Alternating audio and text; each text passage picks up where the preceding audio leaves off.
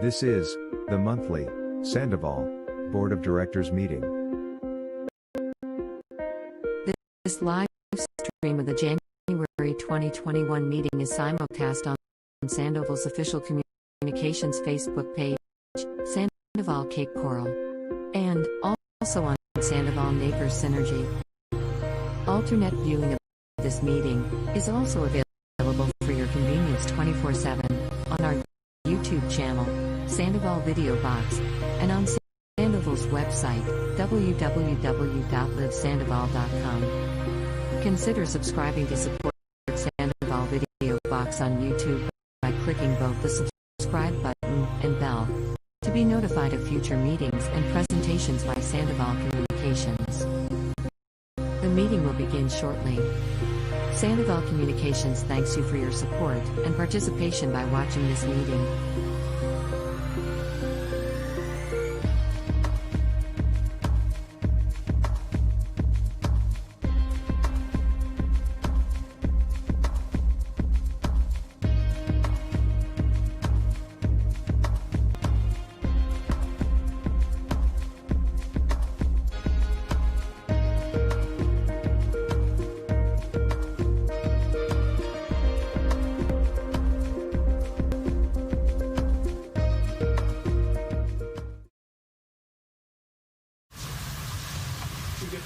Good evening. The January Board of Directors meeting is now called to order at 6 p.m. Thursday, January 28th, 2021. Please stand for the pledge.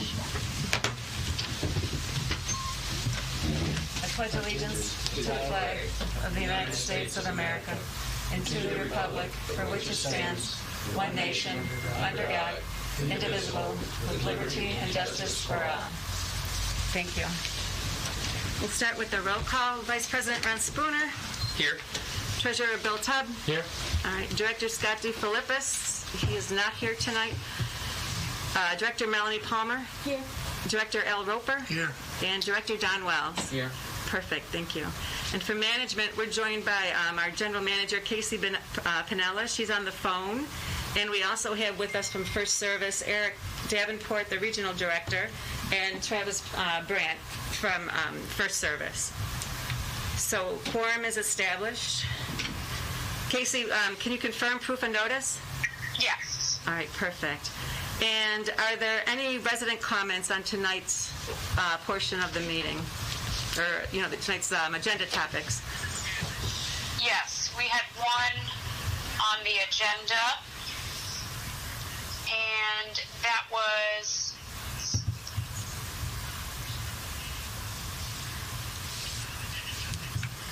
the internet and cable. Yep. And this comes from Donna Dunker. She'd like to know if the residents will have the opportunity to vote on whether they would like to continue with community-provided internet/cable, or if they prefer to choose a provider privately and have their association fees reduced. Thank you for reading my question. Donna Dunker. Okay. So we'll address that later in the agenda. Were there yes, the CenturyLink portion. Yeah. Were there any other agenda topics or comments from residents? No, we have okay. One other for later in the meeting. Okay, perfect. All right. So the approval of the past meeting minutes, we're going to include that in the next meeting. There was an issue. So the January 7th board meeting minutes will be commented on at the February board meeting. So next we have the President's report. So I'll speak briefly. So good evening to everyone, your Sandoval Community Association board members. We're coming to you live tonight from the Kiwanis Club here in Cape Coral. Over the next few months during the ongoing construction of the Clubhouse improvement project, the Kiwanis Club has agreed to allow us to use this conference room for our monthly board meetings. And I wish to thank residents Lois Horowitz and Marilyn Stout for facilitating the request on behalf of the board. The board and our friends from First Service Residential, we've been busy over the past month with ongoing efforts in support of the property management transition to FSR, involved in training, protocols, processes, and systems. And we continue to work through the transition process in a positive fashion. Residents are reminded that the board waived late fees through January 31st for payments of the first quarter HOA assessment. First Service and the general manager have provided homeowners with weekly guidance regarding methods of payment, accessing the portal, use of ClickPay, as well as homeowner account numbers and the FSR mailing address for those residents wishing to pay by check. We'll be hearing more from Board Director Don Wells later in the evening, but the good news is the final construction permit was approved by the City of Cape Coral in support of finally laying the foundation and starting the new clubhouse facility. And the general manager shared this update with residents earlier in the week in an email blast message. As you know now, CenturyLink has provided the Sandoval Community Association with written notice of termination of Prism cable television services effective March 31st. At the December 3rd board meeting, the board voted in support of standing up an ad hoc committee to address services and explore options for television video services. There'll be further discussion later in the agenda with Al, and Steve Casson is joining us. He's the chair of the ad hoc committee regarding the ongoing efforts of his committee. Residents should now be in receipt of the first notice of the annual meeting and election night scheduled for March 4th. First Service facilitated this mailing via the U.S. Postal Service on January 15th.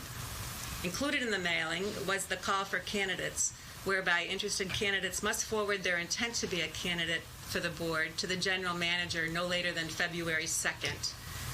Also included in that first notice of the annual meeting information package was the important consent to electronic voting, as well as the consent to receive electronic notice of meetings. Homeowners are reminded of the cost-saving measures to the association with both of these initiatives, and your attention to these options is appreciated. In the coming month, the election committee will be providing additional information, posting some training videos, all in support of electronic voting in the upcoming election.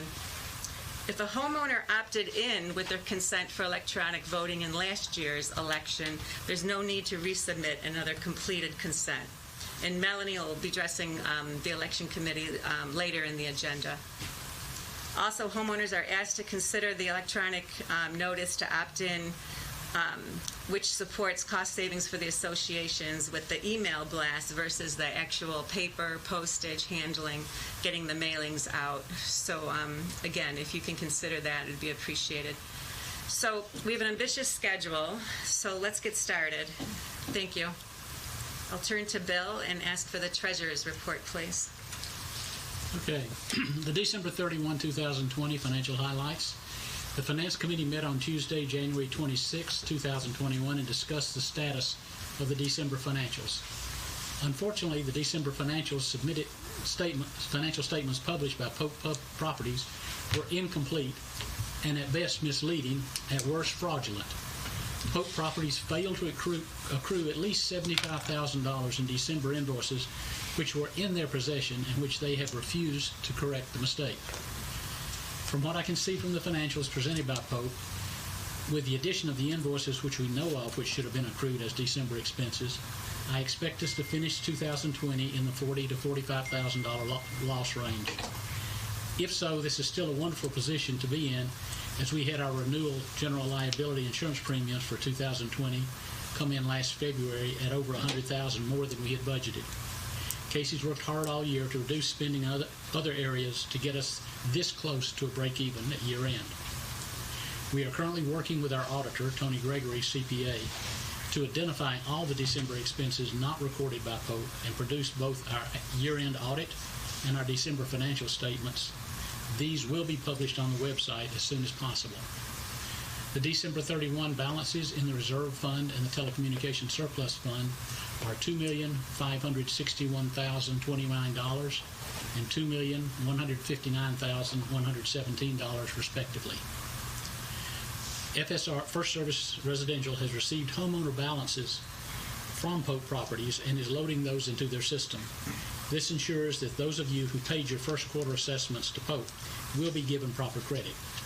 Initial coupons were mailed to homeowners, and everyone who has not signed up for electronic payments should have the information necessary to make their first quarter payments now.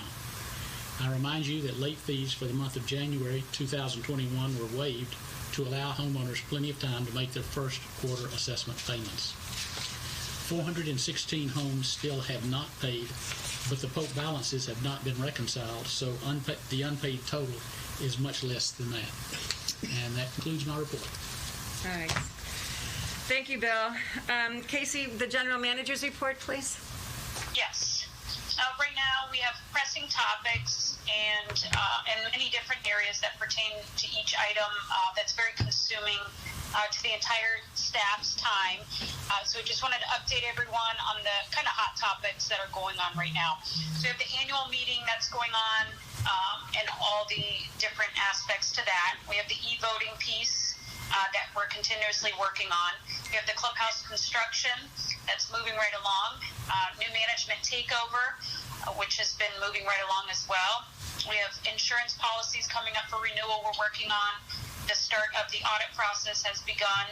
And we also have the CenturyLink Prism topic that we're all working on as well.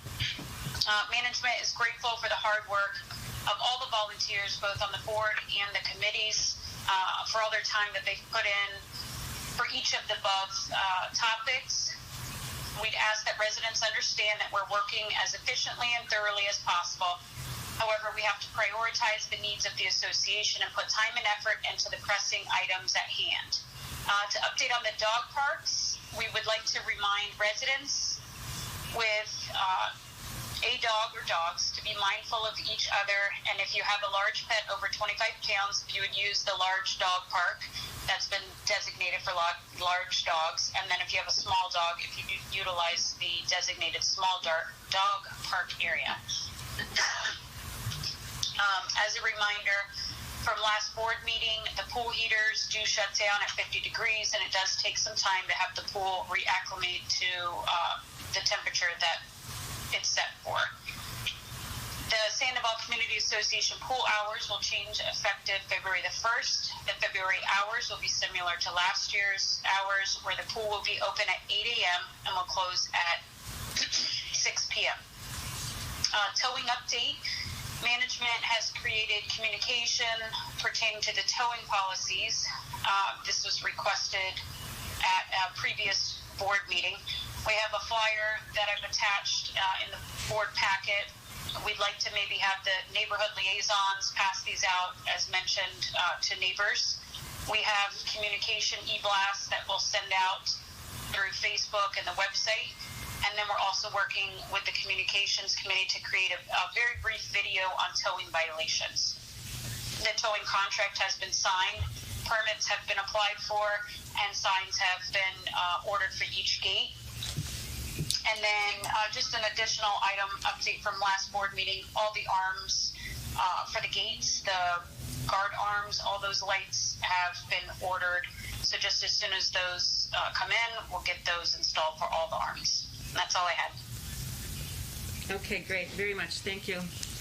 Thank you. And I'll give you an opportunity. Anything to say, Travis, and from the management team from First Service? And Eric, you may want to come up closer. Here, take my chair. Yeah, no, thank you. Not too much other than what's kind of been covered, but the last couple weeks, or at least since the last board meeting, continuing to train staff on a lot of the new systems that are being introduced. As was mentioned, the bank accounts have been established. Some of what we looked to do there was, again, just maximize interest, maximize liquidity, and maximize the security of those funds, but up and running on accepting assessment payments. So again, we just wanted to thank everybody for their patience as we establish those. And we will be sending out another reminder for the remaining folks that have yet to pay those first quarter assessments tomorrow. From there, we had a great meeting this week as we continue to build out a new lifestyle website for the association. We look forward to introducing that soon. As Bill had mentioned, the financial transition is underway. We've received much information from Pope in regards to previous balances, in regards to the December financial, and we are working closely with the association CPA to make sure that that is transitioned appropriately, given some of what was identified with that December financial. We discussed a little bit about the preparation for the annual meeting and the election that's coming up. Notices should have been received for that. And we're having a good time assisting the association as they explore new contracts in a number of areas. And so there will be updates on that as well once we get into the committee reports. So any issues that anybody is having, again, we would just thank you for your patience. But reaching out to our customer care center and making the management team aware of those issues will allow us to help with those on a one-off basis. And everything else seems to be moving forward smoothly. So appreciate the opportunity to be here with you all tonight. Great. Thank you, Travis. All right. So next we have the ad hoc committee reports, and we're going to mix up the order. We're going to do the Cable Internet Committee, ad hoc committee's findings and report, and we have the chair. I'm going to turn it over to Al, so you may set it up, tee it up, please. First, I would like to thank the resident volunteers that are on the committee. They've been doing a lot of work, spending a lot of their time investigating options. They are Alice Short, Bill Dunker, Tom Naffel, and our chair, Steve Cassens. Also, I feel this board and the management needs to be as transparent as we can concerning our internet TV predicament. We have an election coming up in March, and I think, if possible, we should take the next few weeks to come up with several options for internet and TV and present them to the community for a vote. That way, everyone can say they had a voice in what we might all be paying for the next 5 to 10 years. It's the same question that keeps on getting asked. What do you want, and how much are you willing to pay for it? Steve? My turn? Okay. As Al said, we've been working on the fast track to try to interview vendors, as well as determine what the overall picture is now that CenturyLink is going to back out of the video service. So I'll preface my remarks in saying that if you'll let me get through this report before we delve into a lot of questions. I'm an electrical engineer, but they keep trying to make me an accountant and an attorney. I'm neither. So any of those questions we'll leave to future board members and meetings. I will try to give you the facts as we know them today. Okay, committee members have been working over the last month to address the pending discontinuance of the CenturyLink Prism video service. Here's what we know of as of this date. Issue. CenturyLink has informed the association Prism TV service would be discontinued as of March 31st, 2021. CenturyLink internet service would remain. The HOA had third-party knowledge that there was an issue with CenturyLink, and we finally called a meeting with Mark Delgado of CenturyLink, who's our bulk account manager, and we had that meeting on January 12th, where CenturyLink confirmed that the video service contracts with channel providers would not be renewed. The March 31st date for Prism TV to go dark was, in fact, a hard stop. A little bit about the history. Taylor Morrison originally signed an initial 10-year contract in 2015. It was amended to include the current HOA after we took over from Taylor Morrison, and it allowed CenturyLink to provide internet and video on a bulk basis to the residents. The bulk agreement was beneficial to the homeowners, providing the services at less than 2/3 of the individual normal street value. However, the industry is changing. Streaming services have taken over the delivery of video programming, eliminating proprietary set-top boxes in favor of smart TVs, Fire Sticks, Roku, Apple TV, and other third-party devices. Thus, the decision of CenturyLink and other cable providers to halt entering into these multitude of agreements with content providers has necessitated the position that we're in now. A little bit about legal. The HOA attorneys have determined that CenturyLink is, in fact, in breach of their agreement. Remedies are being reviewed, but the HOA must act on a replacement that meets the short-term and long-term needs of the community. And just a note here that the HOA governing documents don't really require that the HOA provide these services. The only direction is that the board can review and negotiate to obtain services on behalf of the residents. So after all of the study and the interviews, telephone conferences, and video meetings that we've had, the replacement services basically fall into the following several categories.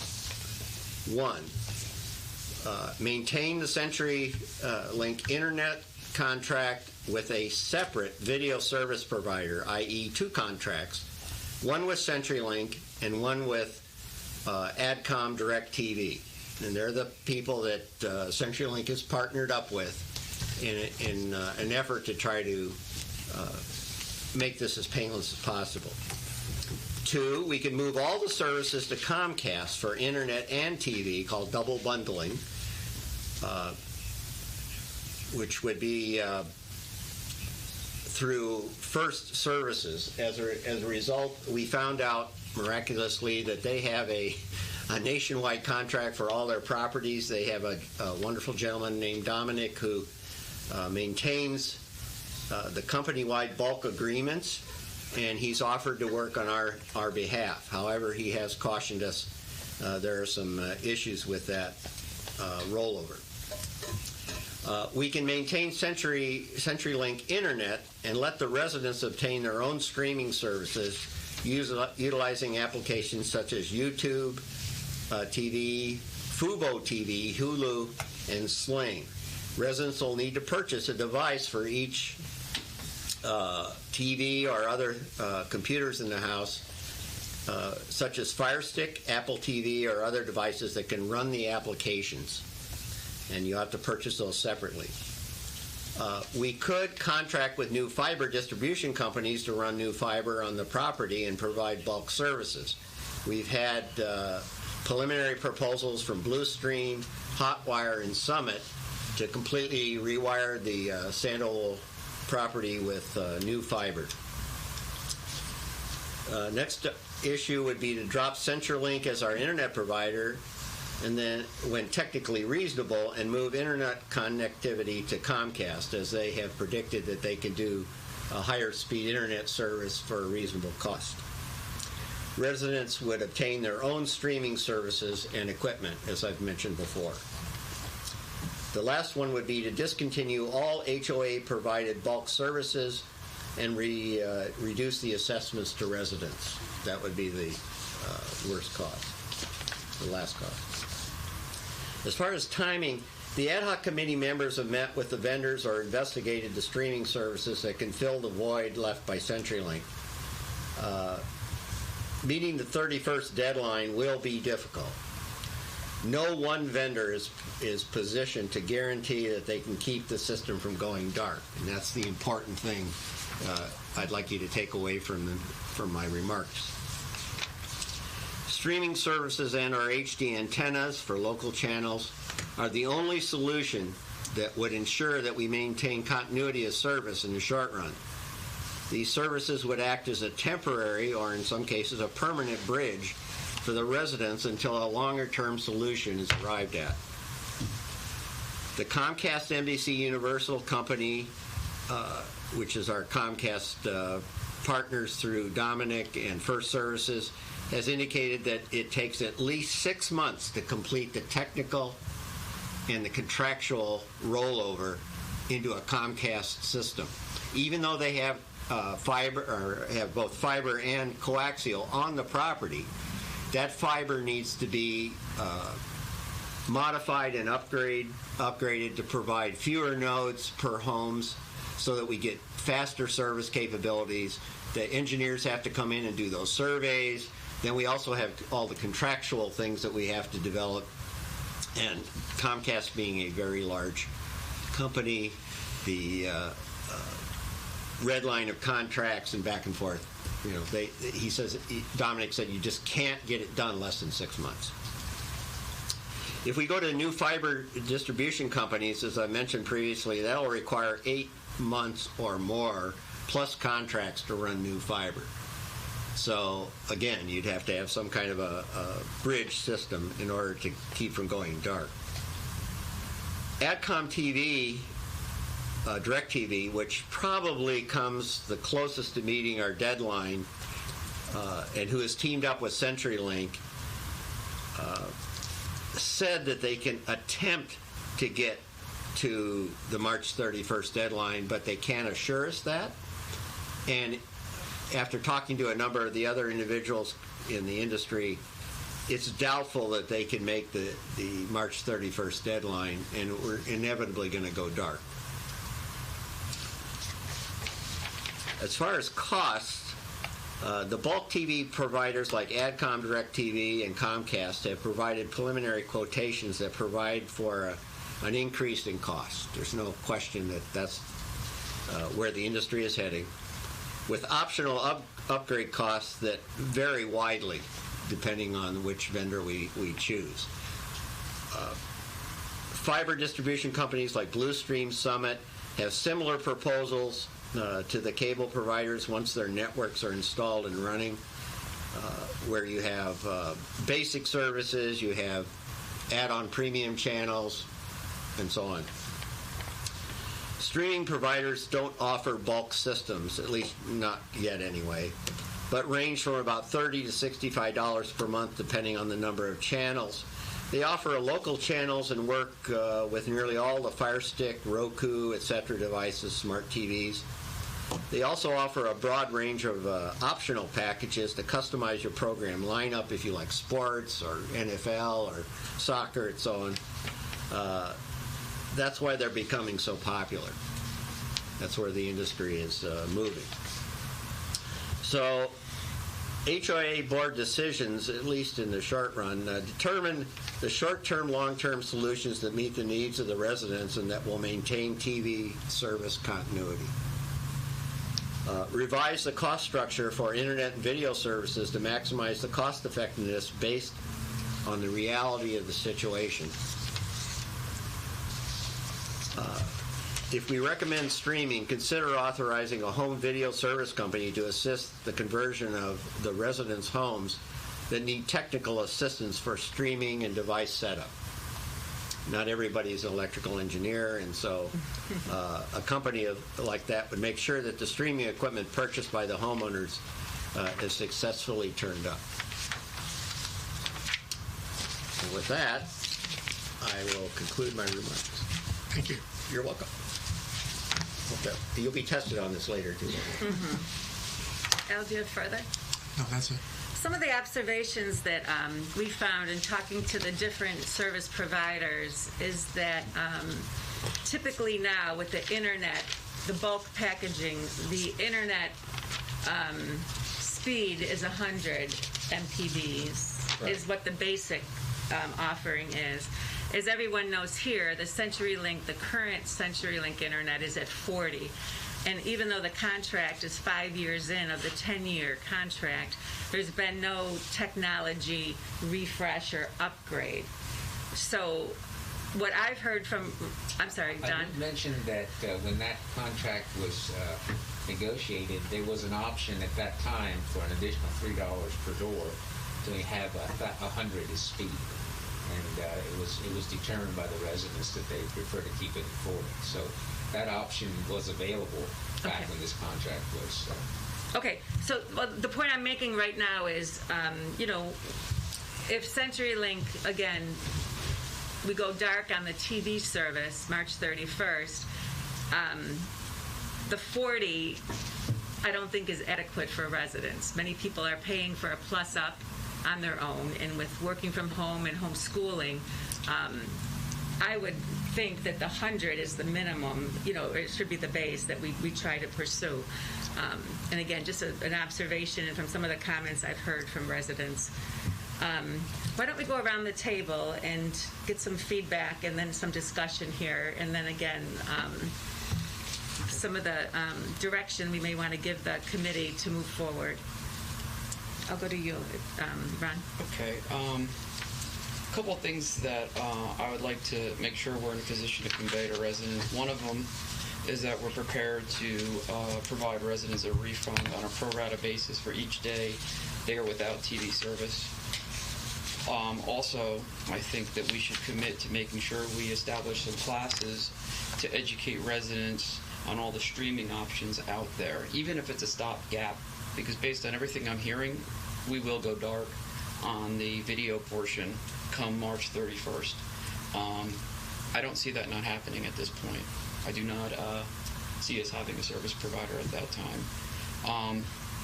Also, there'll be a lot of equipment for CenturyLink that needs to be collected. I would hope that management would create a dump site for convenience, so we're not driving around Cape Coral with this equipment.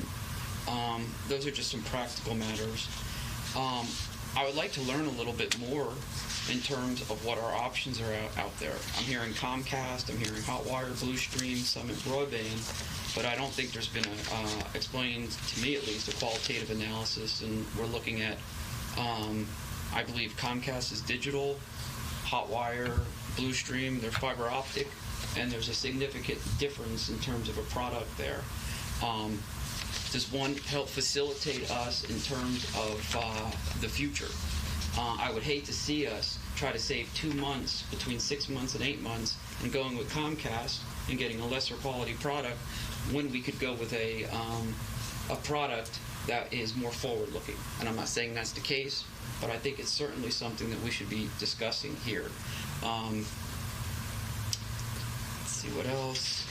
And obviously, pricing is important. And it's also, I'd just like to reiterate, the reason why we have a bulk service approach is collective bargaining. As a community with 1,425 homes, we are able to negotiate a lot lower price. And that's the incentive for us all to do it. I know it's easy to say we can abandon it and just, focus and go individually, but that's going to have a significant impact on residents. And those are my thoughts right now. Very good. Melanie? Yeah, I mean, a lot of, what both of you have already said. I guess one big thing to me just jumps out around any option of staying with CenturyLink is I don't feel they've been a great business partner just in finding this out at this point in time. And the amount of outages we've had across the community, I think, has been very challenging. And same thing, the difference between fiber and what Comcast can offer. It's great that First Service has a bulk relationship established with them. I'd love to be able to know more about what that is. And I do think that we should potentially reach out to the community and see. I don't know that we'll have the level of analysis ready in order to include that in the board in the annual meeting in March. That's just my questions. Okay. Don? I would say that the collective bargaining of a bulk agreement is very important. If you would look at that proposal by CenturyLink, what they're proposing to provide us at $75 is on the retail market at $205. I want to tell you that all of my buddies at the police department. Comcast. That's Comcast. Comcast. Yeah, It said CenturyLink. It was Comcast. Yeah. Sorry to interrupt you, but it was Comcast. It's fine. Appreciate that. At the police volunteer unit are all paying, very close to $200. Yeah. So that is the going rate, and anything south of that, is going to be beneficial. I think in the short term, as a minimum, we should contact CenturyLink to have that speed increased to a minimum of 100. Because if we're going to be doing all this streaming, the system's going to bog down. It's not going to work.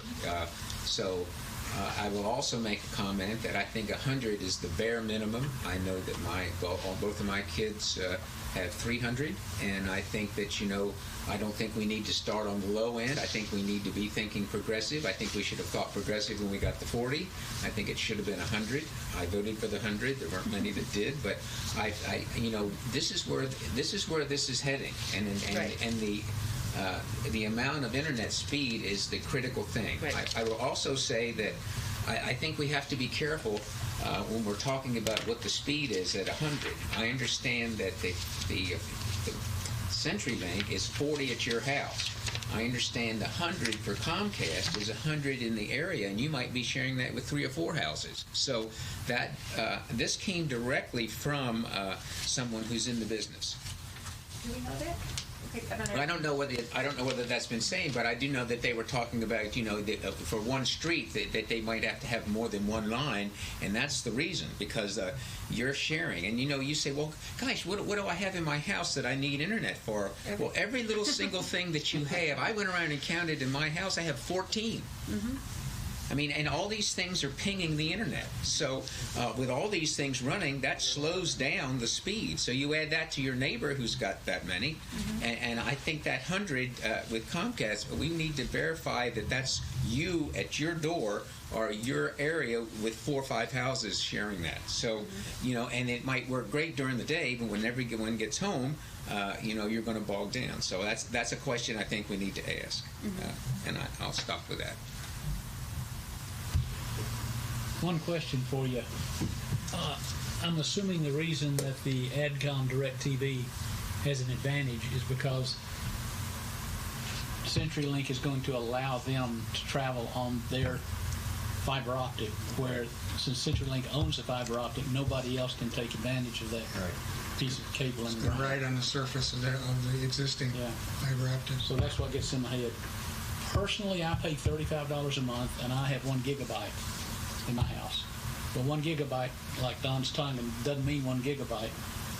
At my computer, hardwired in, I get about 850 down and 650 up from my gigabyte. But once you go into Wi-Fi to all your things, I get about 150 down and about 100 up on my gigabyte. Typical. So even a gigabyte doesn't mean a gigabyte. No, it's all. So I think we definitely need the bandwidth for everybody, because I would have dumped CenturyLink a long time ago for the TV, except I was paying for it.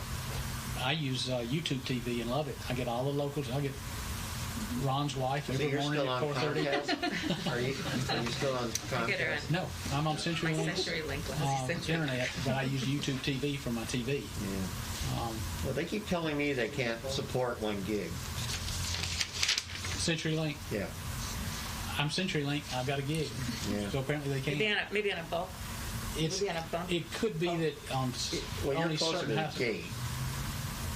Could be I'm closer, but I've had people on my street tell me the same thing, that CenturyLink told them they couldn't have a gig either. So maybe I just got there in time. I got my vaccine shot. Just paying for it. They don't have it. No wonder. I'm going to go in tomorrow morning at 6 o'clock. I'll see you. Personally, I would say go with the best internet we can get and streaming, but we need more information. Here's the challenge, and I agree with everybody. Ultimately, because First Service has such a deep, trust me, understanding of the bulk agreement issues, have negotiated really tight costs, and know how to manage that vendor, and have a lot of horsepower with that vendor. That's eventually where I think we should end up. This is my personal opinion. Now, because it's going to take 6 months or something, you know, we have to be honest with the homeowners that, you know, we are going to be dark for a number of months, and so you have to develop a bridge strategy in order to get to that point. Comcast has told us that, to your point, Don, the way the system's configured right now, they have both fiber and coax, but the delivery loops are maybe, and I'll just pull a number out of the air, is 64 homes per fiber loop. You know, fiber to coax in a loop. See, the fiber's along the boulevard, and down each street's still copper. Right. Coax. Or less. Comcast has admitted that they got to go back and essentially re-engineer. If we want gigabit with Comcast, we got to re-engineer the site, and of course that's going to take months of time. And also with Phase 3, when Comcast was here, Phase 3 wasn't built out yet. So again, did they put the infrastructure down at that time? So a survey would be required. That was a question I wondered. Yeah, do you have both dual systems or just one? Well, they have the green pedestals from CenturyLink down on Phase 3. So I had CenturyLink when I first moved in. CenturyLink or Comcast? Comcast. And then after the CenturyLink contract was signed, I flipped over. So I know it's, as far up as Lambay, and I know after walking the dogs up through the final phase, there are the green pedestals. So they wired that section. There's only one piece, and that's the new section of Vareo that I don't see the green pedestal. So they may have accidentally not done that little stretch, but that's something that can be fixed. So that means they have the fiber. If they have the pedestals, you're saying that they would have the fiber? They have coaxial connection. That's the slow coaxial cable. All right. Yeah. Actually, coax don't poo-poo coax. It's actually got quite a bit of capability. It's just how they organize the backbone that serves that coax. And I think that's the CenturyLink problem that we've experienced. I think that we've got the cable that's great, but I think where the switches and things are, the capacity wasn't working because they would have whole sections out for long periods of time, which meant somewhere down the line, whether that's real close to here or out in Missouri, I think it's part of the issue here. And in kind of sidebar conversations with CenturyLink, I asked them that question, and they said they'd have to go back and essentially do the same thing Comcast is doing, is re-engineer the entire site. And are they willing to pay the money to do that? I think that's why we've had we may have some leverage there, we've had. but I'll leave that up to the attorney. Right. I mean, if CenturyLink would increase the broadband without increasing the cost, that might be something to entertain ourselves with. But like Melanie said, I don't think people are pleased with CenturyLink's performance. I think it's where the switches are, and I think that it's how it's configured, and I think that's the whole key. And I think we've kind of our analysis with our engineering folks have come to the conclusion that that's where the weak link is. And do we have the option with the Comcast to just take the internet and not the TV stuff with it? Yeah. That's another option that we would. Yeah, I can give you this, Melanie.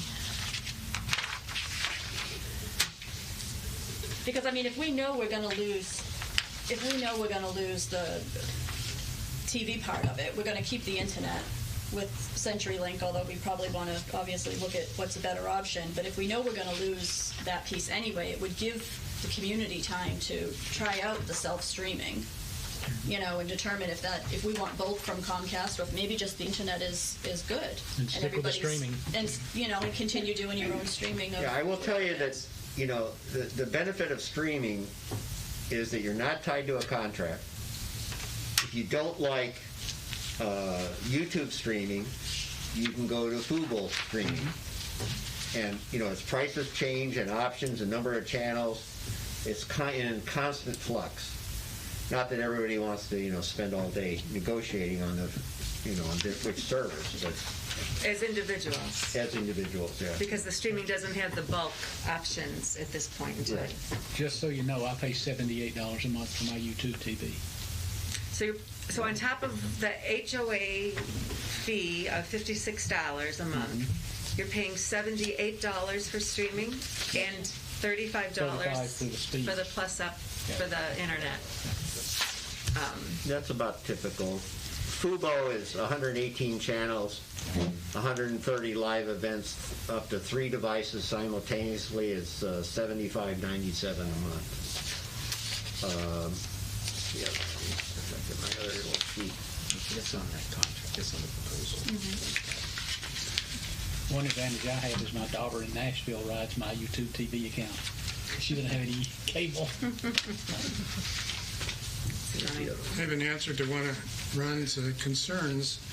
It says here that, these are the notes from a January 15th meeting that I did not attend. These are Steve's notes, so I'll take them as verbatim. A welcome package is provided covering the new service, troubleshooting guide, and technical support telephone numbers.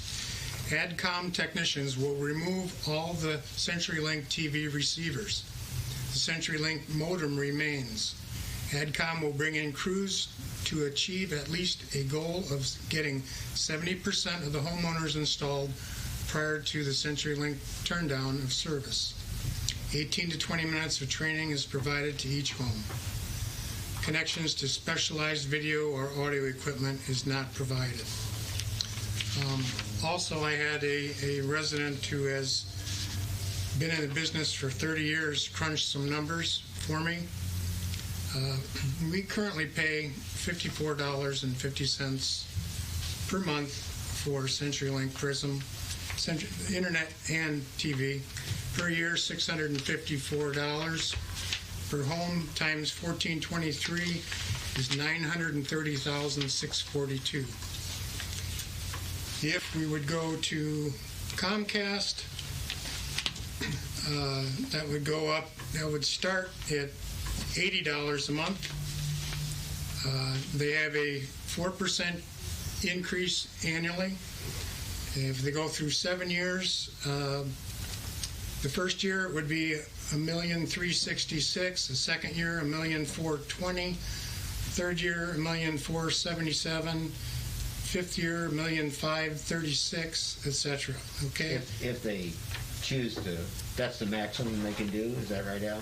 The 4%, the 4% is a cap. I think you can count on as a 100% guarantee. He guaranteed us that they would. Yeah, right. Yeah, and we're talking the basic packages here. Now the CenturyLink is estimated here because we don't have a set price at this time as to what their basic, but it would be.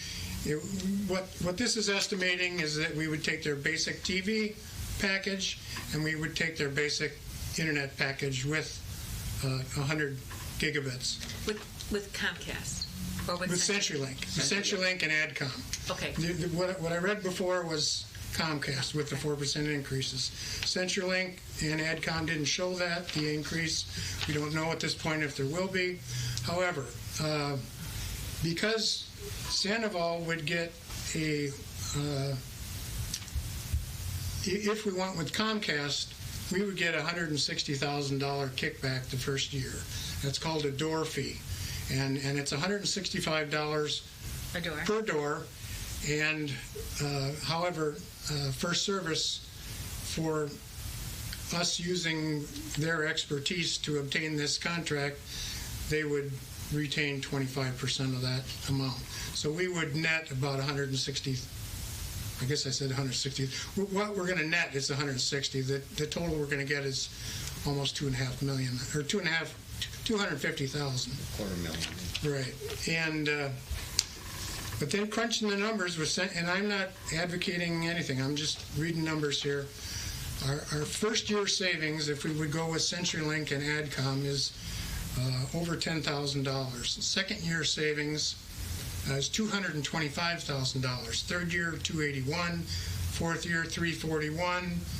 Fifth year, $402,000. Sixth year, $466,000. The last year, seventh year of the contract, we would be saving $533,000. If you add all those up, I don't know what that is. A couple million at least. What would it cost us? Not how much.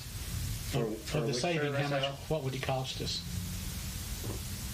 The Comcast? For the this is CenturyLink and CenturyLink, yeah. What would that cost us?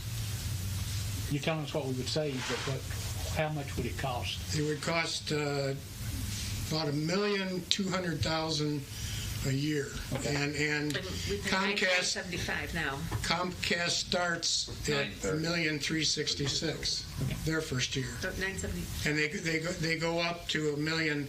And in the seventh year, Comcast goes up to $1,700,000, whereas by these figures, CenturyLink and AdCom are still at $1 million too, but that, you know, we don't have the figures. You know, we're trying to get all this stuff as quickly as possible. You know, we've been dealing with lawyers and contracts and permission letters and all that kind of. It's just a long process, tedious process. Is AdCom Dish Network? Yeah. And so that would be a satellite dish? DirecTV. DirecTV. I'm sorry, DirecTV. So we would have satellite dishes throughout the community? No. There'd be one large one or maybe two at the most, strategically located in the community. I'm not sure that they could get all the way to Cage Circle from if they put a dish at the clubhouse, but I'm not certain that they couldn't either. It's not. Because they told me it's a 1.3 meter dish. Yeah, it's not a very big dish. Typical. It's got a high power, very sophisticated low noise amplifier, LNA. Unlike the dishes you have for your house, you know, they had to mass produce those, so the little receiver on the dish is, you know, not very sophisticated. So it'll pretty much ride through most of the storms. You know, save a, you know, major. Because that was my next question. Yeah, reliability. Those satellites are notorious. You're the and then they need to put in a rack of equipment. Super Bowl. And it rains and wind blows. Yeah. It takes quite a punch to knock them out. Would they be responsible for maintaining that equipment if some of our little darlings come running through and they tear the fence down to get through to the pool and they take a baseball bat to the I don't know where the head end is. I've looked twice now and I can't find it, but supposedly there's I don't know, is there no space there? But if it's damaged, that's their problem, not ours. Okay. Would they have a location in mind specifically already? I doubt they've gotten that far. They did discuss location. So when they on the call, they said that the one dish, like 1.5 meters, and they said in the proximity of Veterans Gate, and there would be some additional equipment placed alongside it. Specifically where at Veterans Gate, I don't know.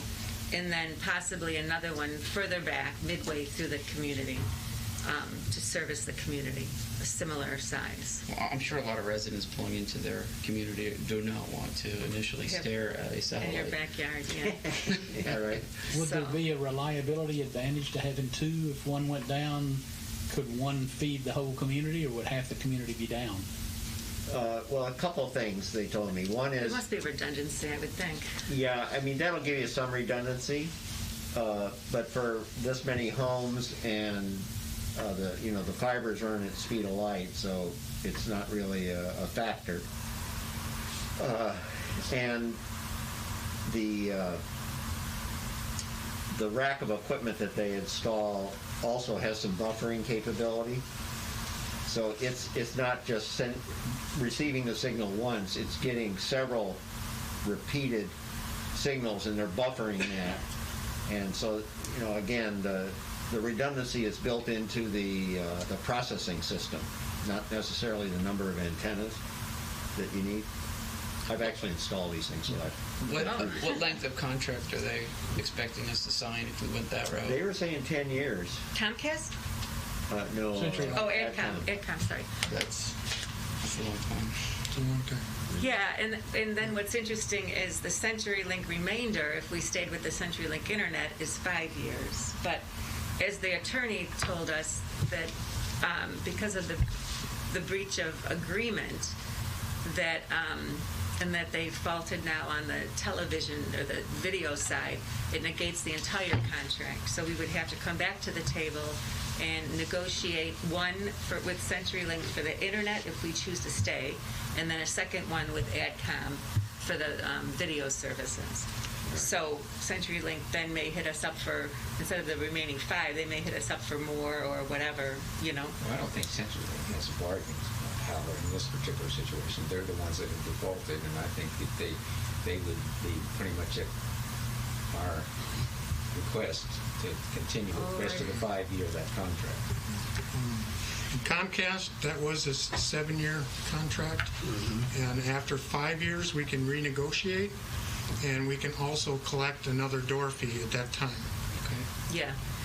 And what's nice with the Comcast partnership with First Service, the bulk bundle, was that they don't do a periodic or a 3-year technical refresh upgrade. They upgrade it as it moves along. There's no guarantee that it would happen, but as they're, right? Right. You may speak to it better than I am. Or I can. The dollar difference is $2,262,000. Is that What period of time? 7 years. is that door fee contingent on both internet and video moving over to Comcast? My understanding Yes. is yes. Yeah, based on what we talked about yesterday, yeah. Well, one thing I will say about the Comcast package is that it offers you a lot of additional services. Your home security, you can get Xfinity cell phone service. You can travel anywhere in the country, and you get access to the systems through the app, and they have voice remotes. The AdCom system is somewhat similar, except you don't have all those extra services, and you don't get a voice remote. There's a server that's put in each house, and then you have 3 wireless set-top boxes. One other difference is with Comcast, the video equipment and the premium channels, any of the bulk monthly rates require 100% participation. Now they come with Comcast comes with 3 boxes. If we would like 4 boxes, there are 2 ways to get it. If the community signs a contract for 3 boxes and you want an extra box, you're going to pay $15 for that box. If we want to buy per month, if we want to, the community wants to rent 1,423, then they only cost $4 a month, but it has to be 100% participation. So in other words, when we go into the contract, we'll say it's worth another $4.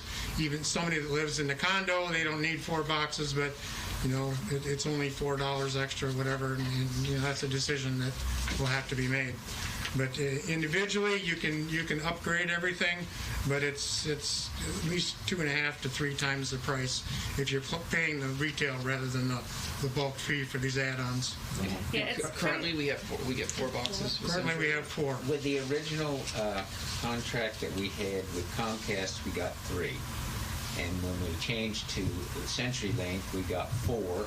They added the HD TV, which was not included in the original Comcast, and they added the DVD recorder. Looking at this sheet from Comcast, if I was spending an extra $4, I'd go with the 200 megabyte internet rather than an extra box. For my $4, that's where I'd spend it. Yeah, I must admit that my brief analysis, I guess, of the Comcast offering through First Service was that the additional premium channel cost and the other extra things that you can buy through the Comcast family were more reasonable than the AdCom. AdCom was pretty expensive. If you wanted to add premium channels, one is $27, the second one is $31, and so on, where it was only $5. And frankly, though, but you can add premium channels just through streaming. I mean, every single... Yeah. It's true. True. Every single premium channel is As long as you have plenty of internet to do that. I'm telling you, this that's internet the key here. $4 here is the key here. Your, as you can imagine, with Disney Plus, Discovery Plus, those are becoming apps that can run on a platform, and the X1 Comcast platform will run all of those. They give you the $4.99 Peacock because it's part of NBC Universal Comcast. But it's like a $5 a month savings. they would throw it in for free. What is the Peacock? It's like streaming It's a the streaming old service. shows. It's just a different streaming service. Okay. Well, they're taking all the NBC universally owned Like content. Friends and here, Peacock. Well, they have an app similar to the Prism app that we initially had that they took away. Yeah. Yeah. Yeah. And so, if you're on a plane and you're sitting in an airport in Atlanta, you can dial in with your login, and you have all access to all of your channels. Did you want to add anything, Eric? Or Travis? I don't know. I mean, this is one of those scenarios where, as You'll have to get to the mic, sorry. yeah, I was just going to add. I mean, this is certainly one of those scenarios where I think the needs and preferences of the community comes first. I think the Comcast program it's a great program if that's what you're looking for. But as we're seeing and as you all are discussing, there are so many options out here these days in this space that it's a great program if that's what you're looking for. There's great support. Dominic is fantastic. I mean, he's a wealth of knowledge, and certainly for those that are a part of that program, it's a premium type of relationship with Comcast, but that's really only if that's what you guys are looking for. As you're finding out, all of these have a lot of different options and a lot of different plugins, and do you want this, do you not want this? And so this is one of those areas, quite frankly, where if the Comcast is what you're looking for, that's an area that we can add value, but it doesn't, there's no benefit to us, to you guys using Comcast or not using Comcast. So it's really just something that we can provide as an option as you discuss this. I think the likelihood that AdCom can make the schedule is, as days pass now, getting slimmer and slimmer. And with Comcast, we've got to come up with, well, we don't have to come up with, but it would be nice to have a succinct bridge so that we could enter into that Comcast agreement, get it settled technologically and legally, and now, in the meantime, the residents would have some kind of a fallback. Yeah, and I would just add, from general experience, the timelines that you guys are talking about, unfortunately, those are cable timelines. I mean, and we see that really across the board, regardless of the provider. These are probably some of the longest timelines that we see for any contracts as far as the negotiations, and any of the ones you're talking about. These are huge powerhouse companies that even if we have a relationship, unfortunately, it doesn't change the timeline most of the time, and again, out of anyone's control. But these are usually contracts that you start looking at a year in advance.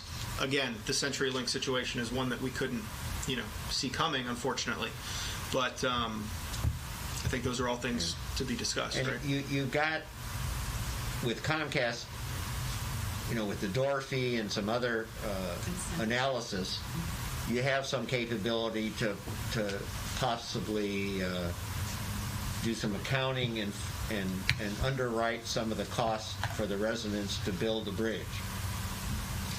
Can I just put a little perspective to this when we're talking about $75 or $80? Back in 2015, for Sandoval, the cost of the internet and the cable was $94.95 per month per door. What we're talking about here, 5 or 6 years later, is not as much as we were talking about at that time. Mm-hmm. So then the telecommunications fund that was set up, $53, and I think now it's up to $54, is going to them, and then the balance that we just transferred into the operation would have actually paid to switch, and we would have had a little left over. So the perspective that I want to really point out to everyone is that what we had in the telecommunications fund as telecommunications function would still be there. It can still be there if we now accept the responsibility of what its increase in the cost of running the HOA has gone up, and then we have to foot the bill for that. I mean, in order to a new internet and cable or streaming or whatever we decide, it's going to cost more dollars. But I think it's important to realize that what we're really going to have to pay additionally for is what it's costing and the increase in cost to run our HOA in 2021 versus in 2015.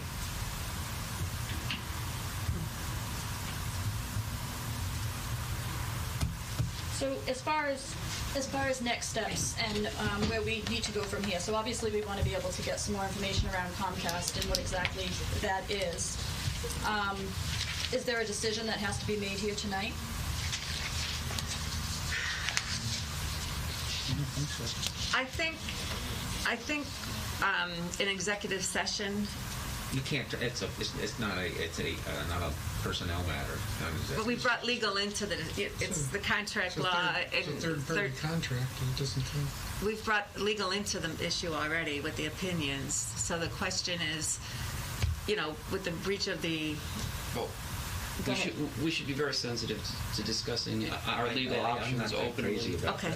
I think that we have to be very, very sensitive to any language that we use in terms of what our options are, because they do have a material impact.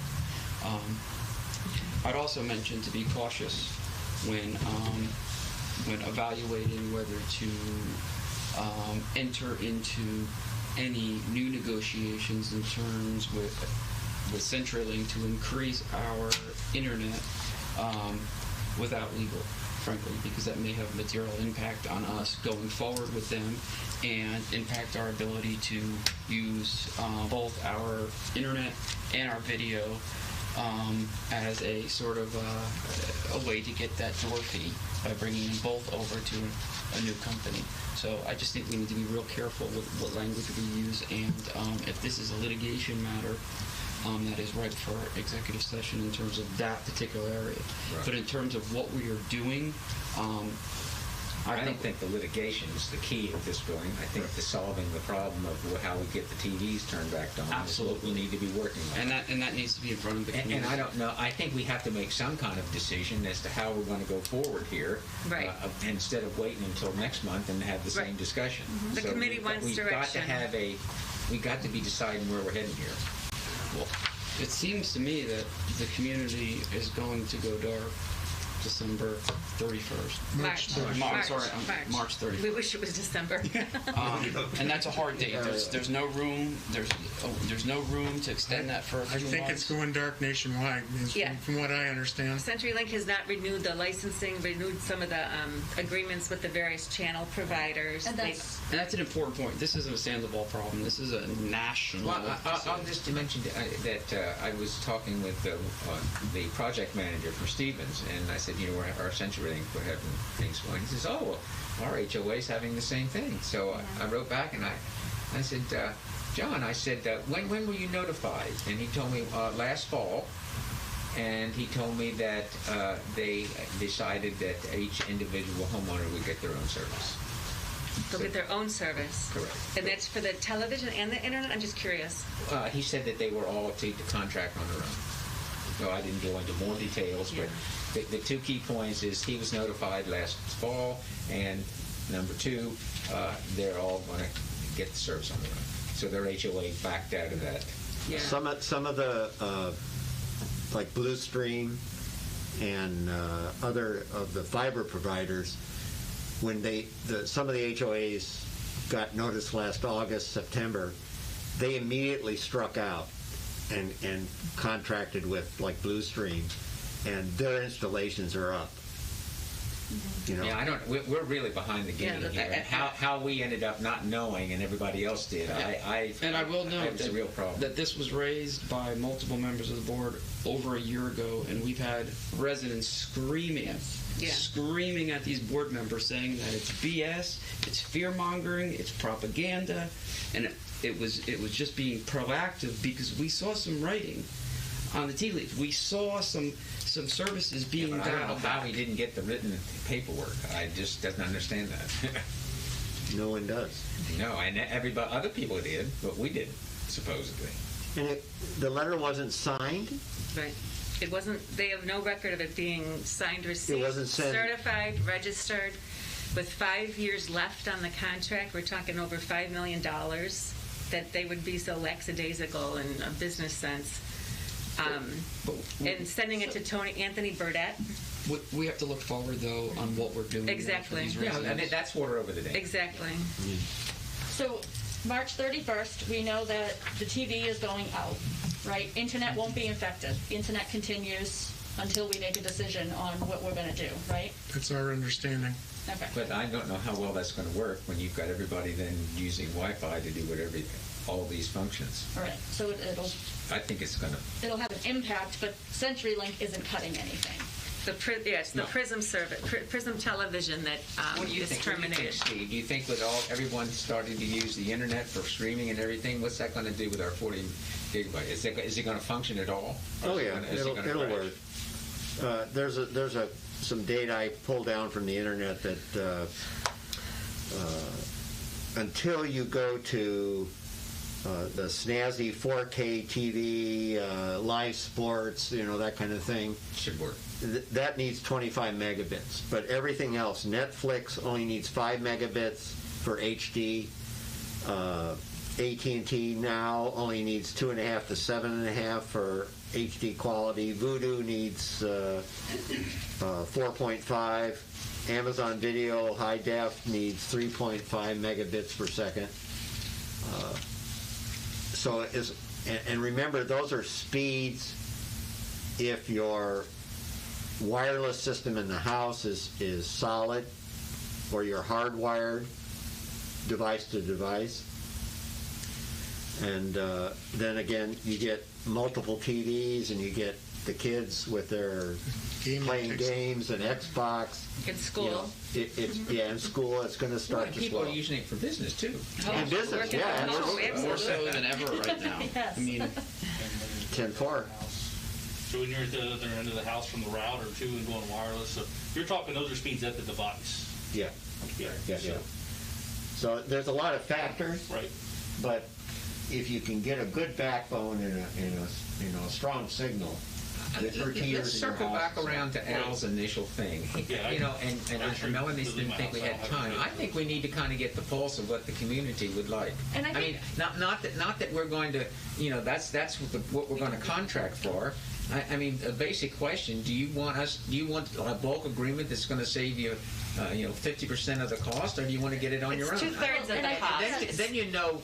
I was estimating small. It is 2/3 of the cost. We know that. I think we need to get a commitment that the community wants that, rather than do it and then them complain because why am I stuck in this bulk agreement? And I mean, if we could just have a question: would you like us to continue to work for a bulk agreement, or do you want to get it on your own? Just to know where we stand here with these residents, and then they have some input, and they're not being forced to accept something that the seven of us sit here and decide. Well, that's a survey. And I think it should be a survey and not to check the level of interest. That's what we were going to mention is that we have a corporate account with SurveyMonkey, and our marketing department can assist with that. Yeah.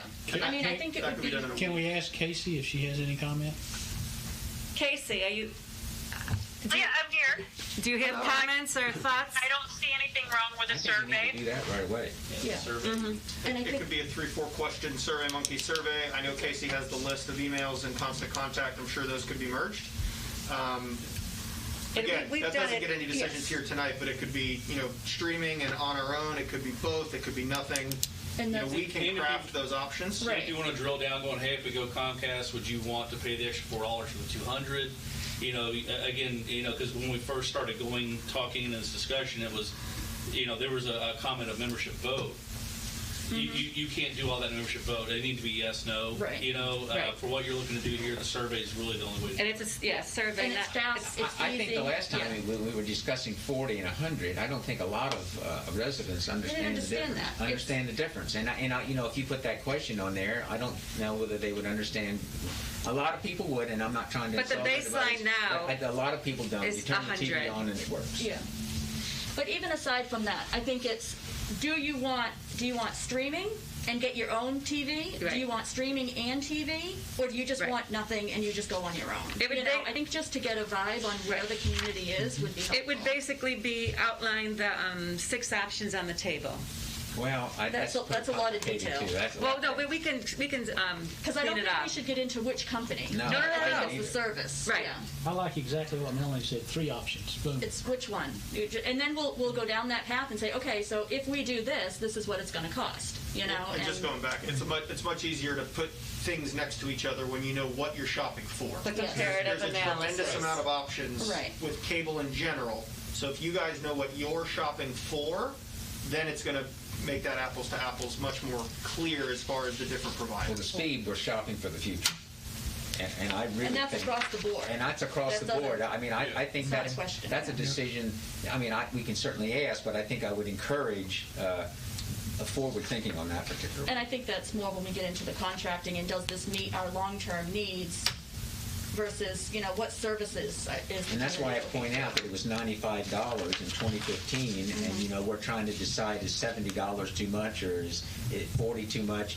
These are still within the perimeter of what we were paying when we started. Well, had the community and to started. Ron's point earlier, the difference between 6 months and 8 months of something to happen is, you know, I mean, this is a long-term decision, a couple of months. We're talking to rush 10-year into something. contracts. That's what I was 7-10-year contracts. 2 months makes no difference. It's going to be what you guys want in what the community wants in the community. But you need to think that, you know, you're working toward what the technology is going towards, which is the streaming. So we want to be positioned with what the decision we make, that we've got an internet that supports the streaming. And it's going not ahead. just streaming, it's entire home automated. Right. Camera Absolutely. systems, Absolutely. Lights, lighting, air conditioning. Thermostats. So the internet speed is the key. Well, and the thing is, with the internet speed, when you're talking about the security systems and all that, I mean, everybody's talking about the 100 megabits, 200 megabits. That's your download. Understand, all that stuff, the home automation, is all upload speeds. Yeah, Which is a fraction of your download. So then you have to look at the higher download speeds to get those larger upload speeds. Well, see, the current system that we have with the 40, we have a 19 upload. And these that CenturyLink was quoting were 5. So it's fair to say that I don't know if we're taking a vote on CenturyLink or Comcast. CenturyLink upload is about 19.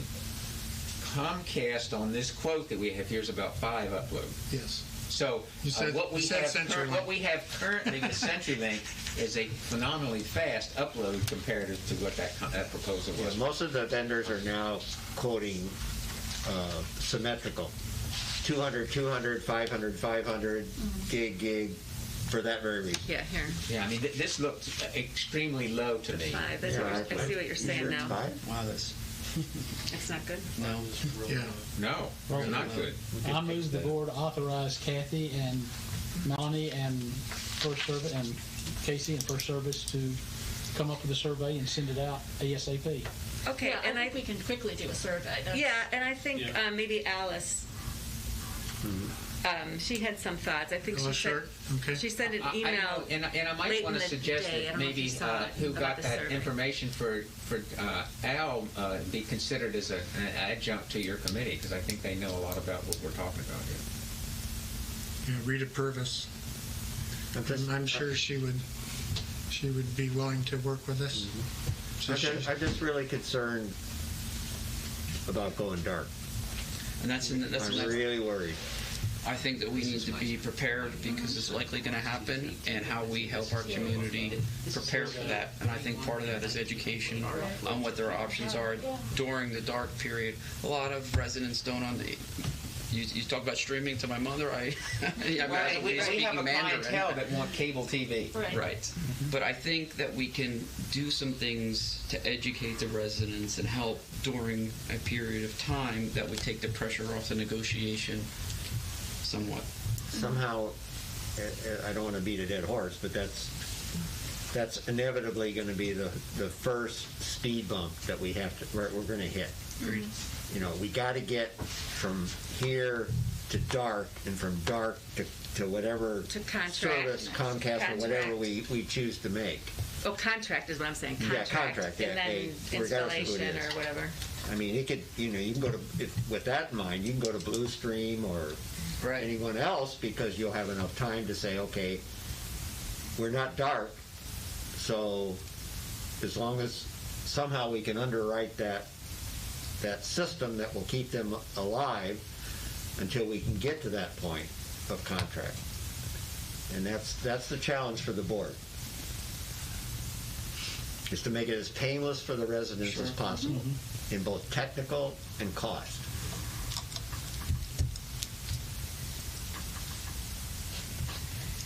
Okay, so we'll work on a survey. We'll work on getting a survey out, just to kind of poll the community and see what their interests are. And to the point around just education, because we are going to go dark, is there anything that we can do from a video type training around, like, hey, here's 3 options that are good, and Exactly, to identify the best low-cost streaming app that people can get their local TV during this time, as a bridge. So here's your rabbit ears. I will tell you that... Yeah, HD antenna. Yeah. Just for the basic local channels for $25. And that's not going to work for me. No. Will the survey be online only, or will that be on paper also?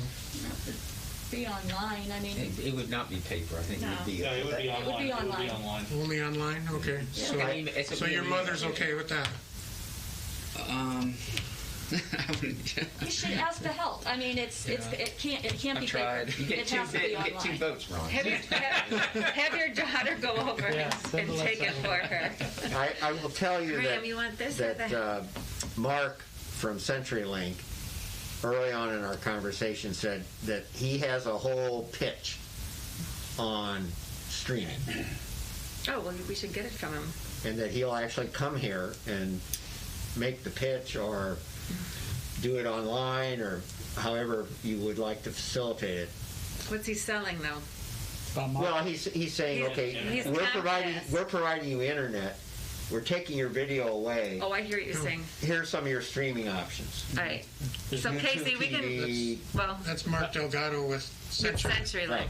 Yes. By March, there'll be no place for him to come and give that, though. He can record it, right? Yeah. Can he do it over? Can he he do like can, a sure. WebEx type thing and record his? Absolutely. And then we can put it on Facebook and send it out email blast. Because I mean, I think it would be good information for people to be able to know, like, well, what do I do now? Right. And maybe it's just rabbit ears. If that's all you need. Tinfoil. And you may think this is foolish, but let's get some of these teenagers that are whizzes at this and do some, if people want someone to come and give them tutor them or walk them through it. Yeah. Get some community service hours in helping. Yeah, we could do that. Okay, so we're thinking about getting an e-blast out to everyone to explain what's going on to the residents and how they can have some kind of TV action with that when we go dark here. Mm-hmm. And then I'd also like to say that there's going to be a necessity to discuss how we would pay for this in the future. And if you would look at the association article number 8. The board may revise the budget and adjust the assessments from time to time during the year, subject to a notice requirements and the right of the members to approve or disapprove the new budget. So, if you do that, we're going to have an evaluation of how to pay, and we just need to keep that in mind. How to pay if there's an increase. How can there not be? Right. So, okay. Bill, what were your thoughts? Like putting you on the spot. Well, it might not be for the period of 6 to 8 months. It could be next year's budget before. It's possible. Right. It's possible, Right. But I just like to say that we've got to take that piece into consideration and not all of a sudden get everything all lined up and then right. It all has to be worked together. Right. Well, do we also have a commitment that during the dark period that residents are supposed to be paying for a TV service that they're not getting? Well, I'm thinking that may be how you pay for the streaming devices. Amen. But it has to go back to them. Amen. One way or the other. No, the money that they would have been paying for TV for those couple of months. We're still collecting them. It was used to purchase the streaming devices that we give to them. They come through us for the streaming? Yeah, that's. I would say that we I recommend giving the money back to them. the money, and then I would, Rather than rather than getting into Well, this one's broken, and take it back. My point is they're paying for something right now. Get them home, don't know how Right, to work. they're not going to be That they're getting. not going to be getting, so March they deserve 31st, that. so- That was my point earlier. Maybe that it's any close to. you got to work That would be nice. the money trade. Well, that's a whole And we wouldn't do both. So he wants Roku, I want Apple, you want So something. this will be at the end of the quarter, right? Correct. Yes. So can we just reduce the HOA fees, or do we have to write them each a check? I would think you'd reduce the fee. I think you'd reduce the fee. Okay, by $10. We have to see it. Whatever it is. If you look at what we're paying, it's $27 approximately for the internet, and then the balance is Per month. So about $75. $25. So it would be about a $75 reduction in the HOA fee, per quarter. which you're not going to be sending to Century Bank. Simpler to reduce the. But if you're doing that reduction, that's a budget revision, which basically you're adopting a new budget. So that's where this article that I'm Article talking 8. about right here. Yeah, I just wanted to make everybody clear. It's not as easy as going, hey, we're just going to reduce the fee. So there is a process involved, 14-day notice, That's all that why kind I of stuff. read this article. We've done it before, and it's not an overall And if big you're going to deal. do that, you've got to do that The community's got to sooner vote rather on than that. later, because you have to notice the community, and they have to vote on it, agree to it. Well, are there other options? Yeah, hang on. The community doesn't vote on the budget, right? No. The members have the Yeah. right The to board- disapprove the revised budget as set forth above. They have the right to disapprove. It says so right here. The community never votes on the budget. Well, they have the right to disapprove if you do an alteration. Nobody's going to disapprove a reduction in a budget. Never say never. You don't know Sandoval. There's been a lot of things. Hey. Nobody just heard that. Can I just see that copy for 1 second? I know it's Well- Article 8, but We just need to have Caves tell us. Yeah. yeah. Well, there it is in black and white. I mean, you can read it as well as he can tell you. I copied that right out of the covenants. I have the whole covenants here. And that brings up another point that I wanted to ask. How many board members here have actually signed that they've read and understand all of our documents? When I came onto the board, it was required within the first short period of time. And did you sign a form that you can prove that you? I took some of the certification courses, Okay. and Jerry. So did you sign a form that said the Department of Business and Professional Regulations and I, Donald Wells, have read all the covenants and signed it and dated it? I did. I did. Okay, so I'll just make sure we all have done that. How do I know if I did? Well, you have a copy of it?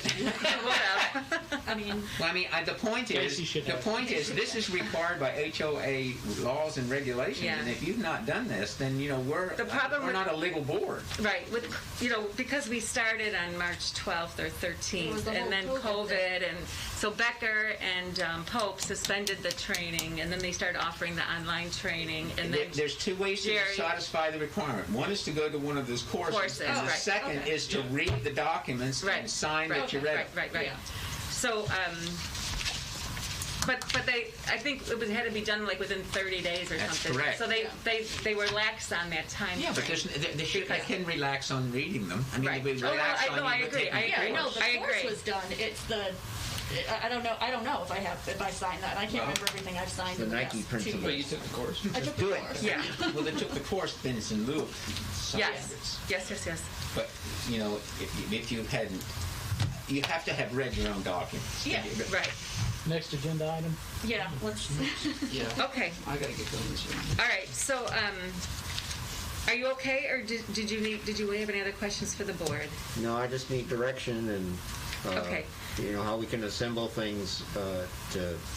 So what is Okay. the timeline on preparing the survey, Within a sending it week. out to the residents, and having a report? We just need the questions and the Yeah. verbiage and stuff like that, and then we can get it off and start getting that put together. So do we need to have a meeting after we've gotten this survey so that we can move this process along? I mean, just to wait to the next board meeting. No. It's We don't need to wait procrastination. till the next meeting. We can assemble the questions, the 3 or 4 It's going to be a questions. quick survey. It's Right. not going to be real details. The results of that survey tells the committee what they need to do. Right.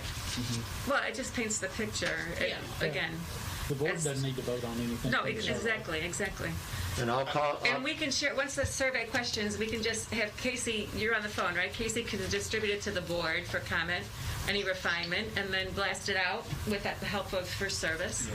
And it's like literally very high level questions. We don't want to include a whole bunch of detail and various options and get down into weeds on stuff. It's what direction do we want to head? Like just what's the focus area? And then once we get I think to the that main point, question is, we do can you come want to continue to Right. work for a bulk agreement? Correct. That would be one of the questions. That's correct. I'll Kat, put how you many down. questions are you asking for the CenturyLink, the ad hoc committee to come up with, and then before going to the board?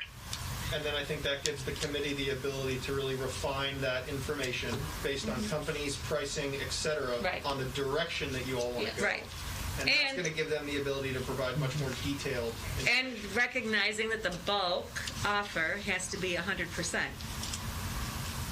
So, again, this is a survey. There's no opt-out. There's no, right. Yeah. But this is a survey, it's not a survey, vote. Right. If the board opts to proceed, everybody proceeds. They don't have an option. Correct. But we're giving them the option now to tell us what their preferences Their are. preferences or needs, exactly. Right. Yeah. And I'll contact Mark with So I would- CenturyLink and Yeah, we'll we'll go package tomorrow. that. We'll talk tomorrow. And package it up. we'll frame this out tomorrow. I would think with the results of the survey, the committee gets to work, and by our next board meeting, we're ready to have a presentation and vote on where we're going. I would think so, yeah. Well, I think the board could also be on call in case we need to know. Absolutely. Instead of waiting 4 more weeks. Absolutely. So this is an important. It's very important. Yeah, every day Absolutely. is. I killing. mean, the quicker we can get a survey, get the Right. Right. temperature of the community, and then Right.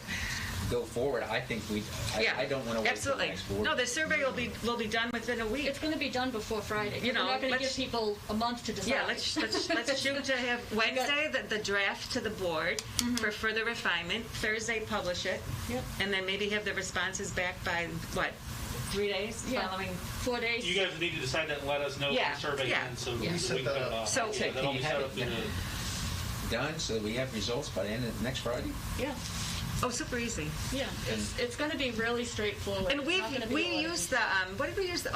With the So the Clubhouse- construction committee, the Clubhouse preferences. We used the monkey. We- What's we it called? use Survey Google. Monkey. We use Google, but they use SurveyMonkey. It's Oh, the same yeah. thing. Trying to get the demographics of the community, Yeah. it was used. And the response was like 55% of the community or something, Yeah, wasn't it was a good response, yeah. So, all right. So, Casey, the question was asked by the resident. I think she was encouraging us to do a survey. So I think we've answered that, right? That's correct. Okay. All right. So next on the agenda, thank you so much, Steve, Thanks. and to the committee for the hard work. But we'll talk tomorrow offline and sketch this out. Thanks for the warning. Okay. And with Al, we'll figure it out. All right. Excused from class? Yes. Thank you so much. You're excused. All right. So clubhouse improvement is next on the schedule. Okay. So, Don. As noted in the e-blast to all residents, we have all 3 permits necessary. Excuse me, Steve, your jacket, your sweater. Oh, yeah. Sorry. I'm sorry. Leaving without his clothes. Can't win this. Temperature's up and down. It's brisk in here. As noted in the e-blast to all residents, we now have all 3 permits necessary to complete the clubhouse project: the renovation, the new building, and the site permit. Since Stevens Construction arrived on site the 4th of January, there's been quite a bit of transformation around the clubhouse. The existing building has been gutted to remove the walls and fixtures that will be replaced according to the new plan. As with all renovation projects, there are surprises to be found beneath the existing walls. There was some mold present in a few areas that has been completely removed. A mold mitigation company has examined the building and given us an assurance that there is no existing health hazard to either the employees or the residents. I think that's important for all of us to know. There will be some issues as to how many more walls and what has to be done, and that's under negotiation. The site preparation work has been ongoing for the new building, and now we have the permits. The forms for the foundation have been put into place, and the plumbing will be embedded, and we're ready for an inspection. The permit was taken to the money was taken to the city for the permit, and they now can get that inspected, and I think you will see cement trucks rolling into the community next week to pour that 12-inch footer. The volleyball court's been moved, and after consideration, a drainage system has been placed beneath the court surface. The lights still need to be placed, which will be upgraded to LED fixtures, which will be a cost savings for electricity. This will do a cost saving. Okay, the irrigation and sod also remain to be placed, so when you're around the court and you see some pipes sticking up, be careful. That still has to be retrofitted, and that's what you're seeing. Yes. We're working with the architect and his interior designer to ensure that the interior aspects of the projects are coordinated as a total package. The question has been asked if we have the funding to complete this project, especially with the CenturyLink discussion we're having today. As was stated in the budget presentation process, the telecommunications funding has and will continue through the first quarter of 2021.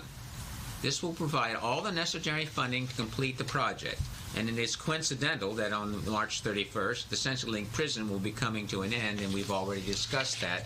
And I would like to provide this copy of the budget, where the money's coming from, and what the potential amount in the CenturyLink telecommunications fund will be still there, barring anything else that we don't expect to have happen, because this budget has a contingency of $100,000 already.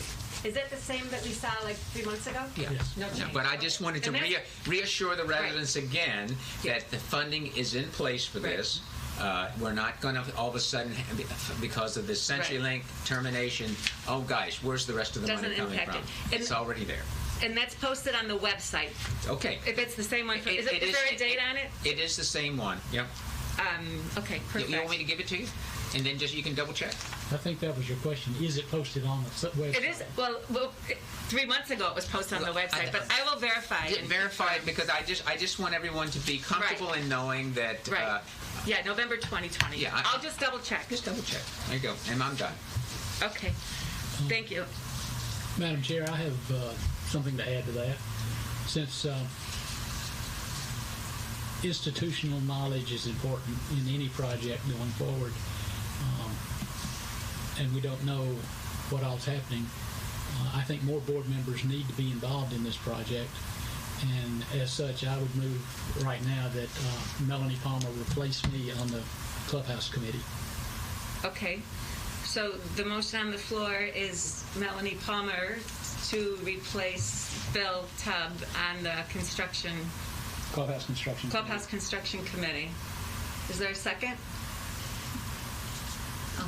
Ron. Discussion? Melanie?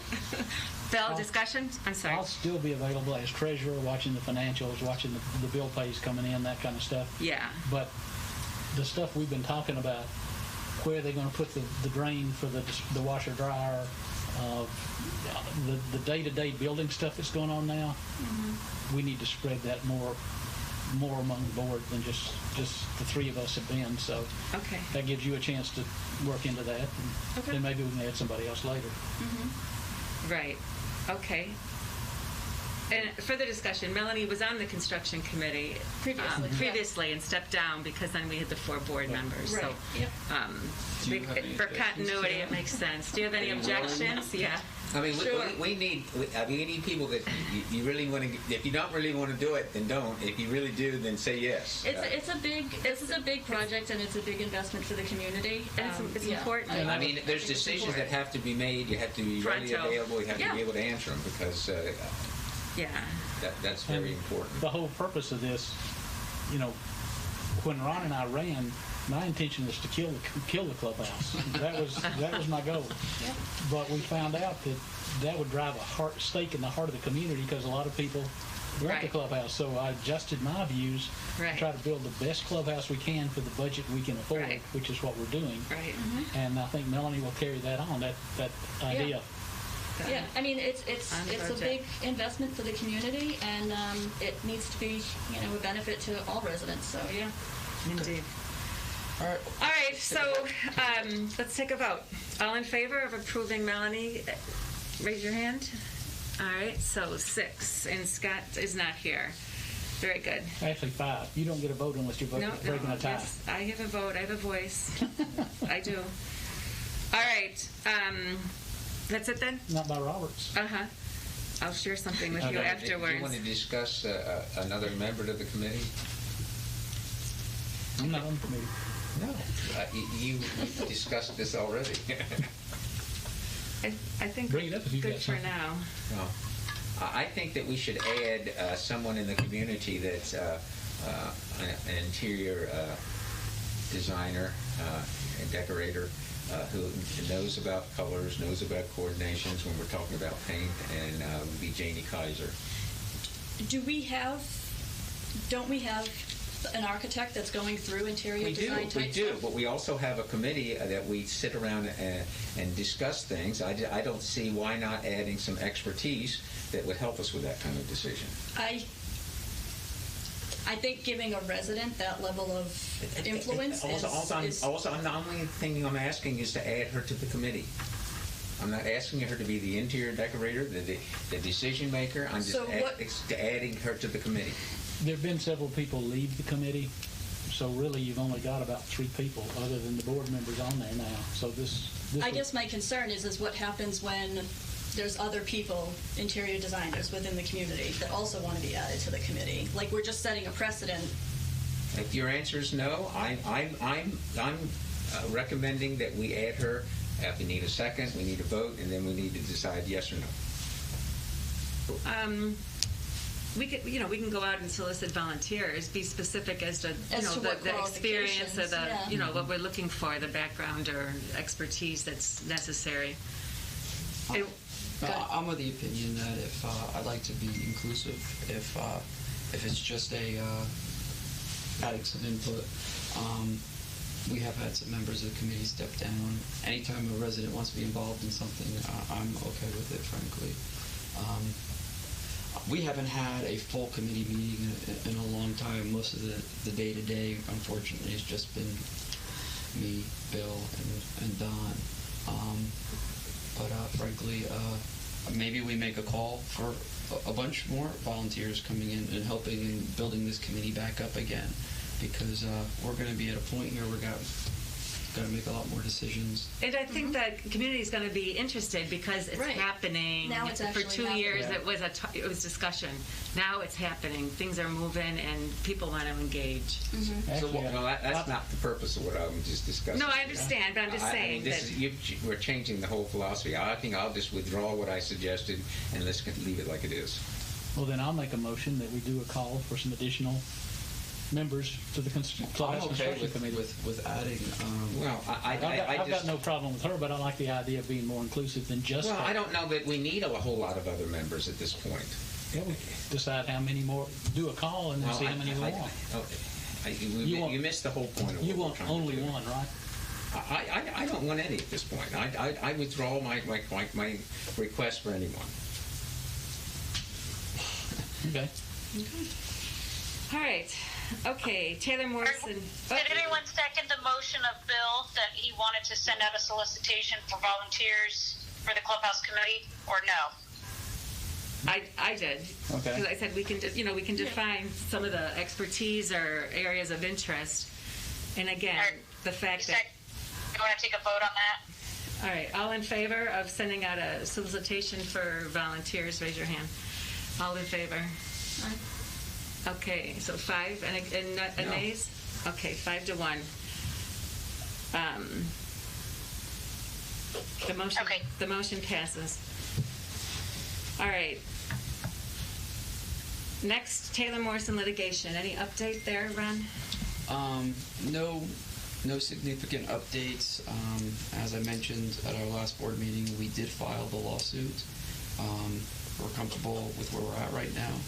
And there has been no significant changes, so that's about the report we have. Okay, very good. Next, the Risk Management Committee, Bill. Risk Management Committee has met. They met once at the tennis courts, assigned areas. They walked the property, made a list of concerns, submitted that to Casey, and she's working on answers as to, I think one light was out, and she's already scheduled repairs of that, and other concerns they had, so she's working on that right now. As an aside to the risk management, we've got the insurance committee. As you may or may not know, February 22nd, our general liability policy renews. We haven't been able to get much out of our, we've got 3 brokers working right now, and a 4th would be First Service. First Service Financial has an insurance group that could help us with that. The insurance committee met last night. We didn't reach any consensus, so I don't have anything to offer the board. Yeah. But they were asking First Service's insurance group to give us some idea of what the general liability would be. We have a bid, but we can't even get a commitment that that's a firm bid of $168,000, which is 10 to 15% above what last year's renewal was, which blew us out of the water. Just so you know, we have budgeted $176,000, so it's in the budget to cover that. But we've decided now what we need to do is offer an agent of record letter to one broker so he can consolidate, because we've got different insurance policies with different brokers, and communication's getting to be a nightmare. So give an agent of record letter to one broker to handle all of our insurance, to get the renewal in time for the February 22nd, get the best deal we can. We have asked First Service to give us their best guess of what they might be able to bring in for us. That's not a hard bid. They can't commit to it, but give us an idea so we know. And at that point, we'll meet again and decide who we think the best broker is. And I guess I'm asking the board, do you want to meet again to discuss that, or do you want to give Ron and I the power to make that decision and sign that letter with some insurance broker? And it's not our recommendation; it's the committee's recommendation. Yeah, I'm fine with the two of you signing off on the agent. The key is we got till February 22nd, right? So we're less than 30 days away from the renewal date. Right. Yeah. And that's a factor. We've been working since mid-December trying to get these numbers, and they just won't talk to us. They say, till 30 days, nobody will talk to us, and the markets are all closed. And, no, there's a sense of urgency with it to get it done, and the two of you, I think, can facilitate it. Well, then I'll make a motion that the board grant authority to Ron and I to select a broker Friday at 3 p.m. To execute a letter, agent of record letter with that broker for all of our insurance and proceed. I'll second. Okay, so Al seconded, Casey, in case you didn't hear. I don't know if you heard. Got it. Thank you. All right, any discussion? Has there been any new claims? No. Oh, good. All right, all in favor? Aye? All right, so 6, Casey. Thank you. That concludes risk management and insurance. All right, Melanie, election committee. So we've had a kickoff meeting. We have several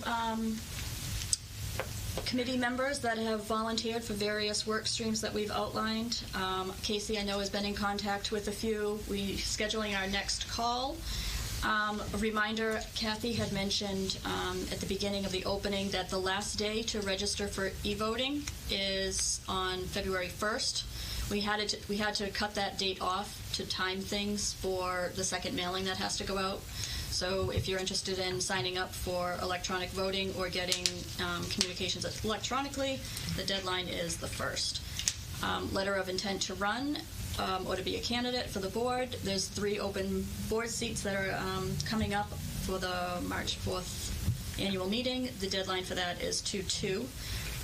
Also in the process of reviewing the rules and kind of code of conduct that we went through last year for anybody that was running any candidates, mapping out the timeline and going through, and just each work stream is really working through their stuff. the electronic voting obviously is a big, heavy lift, and I know Casey had mentioned that the office staff is helping with them. So, Absolutely. more information to come. And we have a venue for the March 4th event. The Yacht Club was not available. Right. So we secured the, Coral Ridge Funeral Home has a facility that they're going to allow us to use, which is very nice. Did you say funeral home? Yes. Yes. Don will look natural at the. A number of the venues wouldn't rent to outsiders, and there are issues. So we probably, Casey, how many places did we approach? At least 20, I would bet. Oh, right. Yeah. The schools, they wouldn't allow outsiders in. Several people calling. I mean, easy 20. So We couldn't find a morgue. we even asked you guys. Do you have a big room, or right? We even asked you guys your office space. So, but yeah. So people, the election communications will be coming. The videos, and Lee Right. Broll has a couple of things up her sleeve. Right. I did have one question. It's my recollection that last year we allowed residents to sign up for electronic voting up until, I believe it was 72 hours before the hard paper cutoff. We had a significant amount of residents sign up after the election kicked off. And I would like to give residents every opportunity, especially with COVID, to be able to vote. Right. Now, I understand you've mentioned those timeframes, and those timeframes currently exist. What I would just ask is for you to maybe double-check the process we had last year, or I can do it, because, again, this is a major cost savings for us, and if we can keep the windows open as long as possible to entice and make it convenient for residents to vote via electronically, it would be, I think, helpful. Yeah, definitely. And we did really look to try to push that out further. So you can actually, if you signed up for electronic voting, you can vote the day of election. You don't have to have your vote in early. It's signing up until noon of the election. Thursday, March 4th. Yeah, we looked at the dates, and Lee, everybody knows Lee. Lee's been instrumental in doing all of this, and last year as well. It was really her recommendation that based off all the syncing of the two different systems between what we have to have if you've signed up for any electronic communications. If not, then we need to know what has to be printed, and including all the bios and all of that. So she really pushed really hard for the date of 2/1. Well, I think to Ron's point, 2/1 could be the last date to sign up to accept electronic transmission of forms and stuff, but you still could let them sign up to vote later. I'll check with her. Because every single week, we'd have an update. We'd say, okay, we got, in the beginning, it was 150. Yeah. Next week, we're at 250.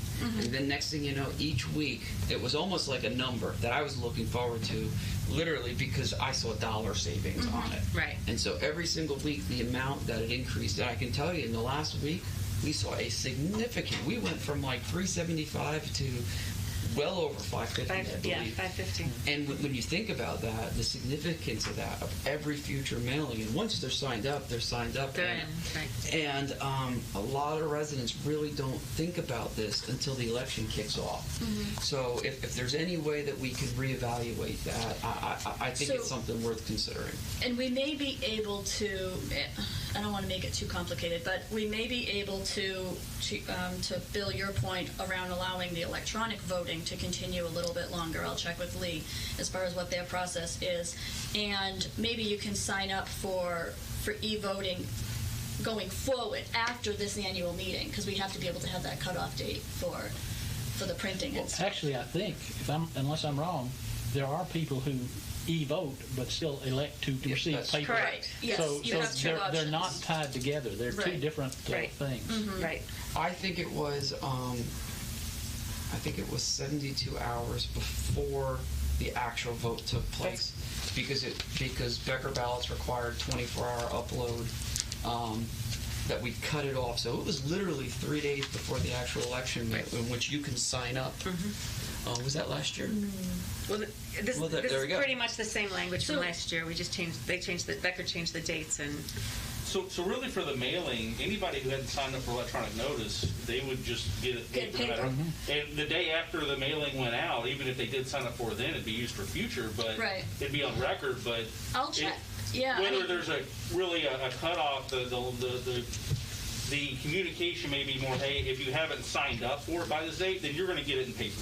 That's true. Yeah. There's no downside, frankly. Right. And I'll check with Lee, because personally, I mean, I think you should be able to sign up until the day before. I mean, it's just a matter of setting it up. But what she was saying was once those ballots get out in the mail, now you have to try to control if somebody has a paper ballot and now they have an electronic one, which one gets in first, how do you know both of them are there? We had that system in place, though. That was we some still of her would have to have an accounting system to make sure that doesn't happen. We will. Because that's frankly something that we closely monitored last year to make sure there was no duplicity. I mean, I'd love to be able to have it as late as possible. And we need, if we don't have, if we're trying to control the people not voting twice through making a deadline on electronic voting, that's a bad system, because frankly there are many residents that are allowed to electronically vote and will currently receive paper mailings anyway. So if we're relying on that system, there's a problem. Right. So I wouldn't use that at all as a reason why we're cutting off electronic voting early, because frankly there needs to be a separate protocol to account for that.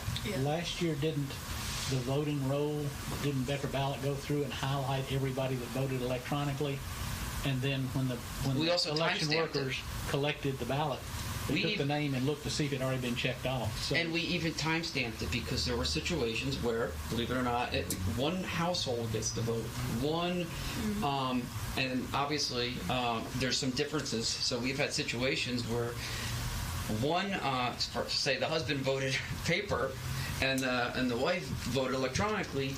We had the timestamp when we received each, and whichever came in first was the one that we went with. Okay. Yeah, so I mean, I'll definitely check with her. Thank you. I know that it's a tremendous amount of effort that they go through to make sure that everything is done accurately, and that there's 1,400 homes, but there's twice as many email addresses, and making sure that 2 houses haven't signed up. And I just think more than ever, it's a very convenient system for people. Oh, and cost savings. Yep. Absolutely. Right. Okay. Yeah, I'll take that back. And those completed forms, the electronic voting and the opt-in for the electronic notices, residents can bring them up to the Clubhouse store and drop them off during the office hours, 9 to 5, Monday through Friday. And I believe a communication went out with it, and it's on the website. Yep. And a reminder went out yesterday. So, all right, anything else, Melanie? No, that's it. Okay, thank you. Al, any update with tennis pickleball? Yes. And I hope this will be a little quicker than the last committee that I talked about. 3 RFPs have been sent to the vendors. There has been communication with all of them. At this time, we are waiting to receive bids back. That sums it up at this point. Short and sweet, like it. Great. Perfect. Ren, street paving, any update? Casey, street paving? I basically handed it off to Casey in late December. I think that it's my understanding it's scheduled and should be happening very soon. Casey, anything to add? So we were right there to sign off, and there was just a larger discrepancy.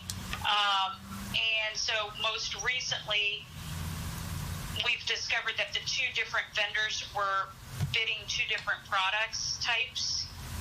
So I have forwarded that on and do need to have a discussion to see which way we want to go. So it's a little slight delay in that. And so I plan to catch up with Ron to discuss that. Could you expound on that a bit? Because my understanding that the bids were very specific to the depth of the asphalt level, and I don't know of any other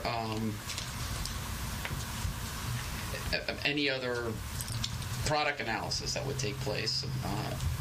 Okay, so I guess from my understanding, there was a specific vendor that was more cooperative and responsive, and their price was just higher. So I just kept setting back. I don't understand why you're so off. It shouldn't be that far off. So he took a look at the scope of the job from the competitor, just the scope, and he said that I see the competitor is calling out S3 asphalt as opposed to super pave 9.5 mm. And as he says, as I had discussed with Ron and Jerry when we first started working on this, super pave contains some rubber and polymer in the mix, which makes it more durable. So we elected to use this mix in the cul-de-sac because they should hold up better over time with the constant lateral force of turning vehicles. Okay. And then, so that's where I finally discovered why it was so off. Okay.